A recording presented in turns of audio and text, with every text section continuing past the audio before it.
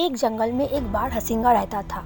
उसे अपनी खूबसूरत सींगों पर बहुत ज़्यादा गर्व था, क्योंकि उसके सींग इतने ज़्यादा खूबसूरत थे कि वो बहुत ज़्यादा घमंडी रहता था अपने सींगों की वजह से। वो अपने आप को बहुत खूबसूरत सोचता था और इस बात से उसे बहुत घमंड भी था। लेकिन दूसरी तरफ उसकी टांगों के लिए उसे बहुत हीन भावनाएं थी, क्योंकि उसकी टांगें इतनी पतली और छोटे छोटे थे कि उसने बहुत ज़्यादा दुख होता था अपनी टांगों की वजह से कि मेरा सींग इतना सुंदर है लेकिन मेरी टांगें कितनी ज़्यादा पतली है। काश मेरी टांगें भी सींगों जैसे सुंदर होती तो मैं और ज़्यादा सुंदर दिखता, सबसे सुंदर मैं ही दिखता। तो इस भावनाओं से सोचता था वो बारहसिंगा। तो एक बार क्या हुआ, जंगल में बहुत सारे शिकारी शिकार के लिए आ गए। अब वो बारहसिंगा को देखने के बाद शिकारी ने सोचा कि इतना ज़्यादा खूबसूरत सींग वाला हरिन, तो इसको मैं शिकार कर लेता हूँ। ये सोचकर वो शिकारी बारहसिंगा के पीछे भागने लगे। बारहसिंगा भी अपनी जान बचाते बचाते बहुत तेज़ी से भागने लगा। भागते भागते वो एक बार एक पेड़ के नीचे उसके सींग अटक गए। बहुत तेज़ी से वो भागने रहा था, लेकिन अब अचानक उसके पेड़ के आगे एक सींग अटक गया और एक इधर से शिकारी भी आ रहे हैं पीछे पीछे। तो क्या करे, बारहसिंगा सोच रहा था।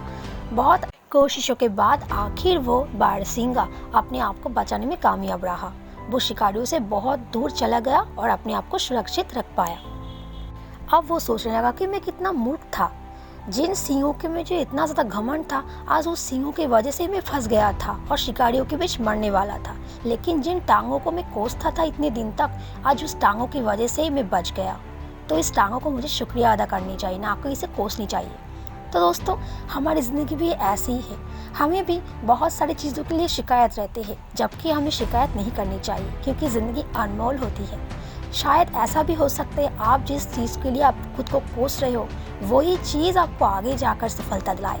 इसलिए आप जैसे भी हो खुश रहने की कोशिश कीजिए, ना कि आप ज़िंदगी को कोसिए, क्योंकि कोसने से आपकी ज़िंदगी में असफलता के अलावा और कुछ नहीं मिलने वाला। तो अगर आप चाहते हो ज़िंदगी में कामयाब होना और बहुत बड़े बनना, तो ज़िंदगी में खुश रहने की कोशिश करो। जैसे भी हो वैसे ही आपको खुश रहना होगा। याद रखना दोस्तों, हम में से कोई भी इंसान परफेक्ट नहीं होते, लेकिन अगर हम चाहें तो हम उन इनपरफेक्शन को ही परफेक्शन बना सकते हैं। सोच तो आपको ही खोलना होगा। तो दोस्तों, आज की कहानी यहीं तक। फिर मिलते हैं अगली नई कहानी के साथ। तब तक के लिए अलविदा।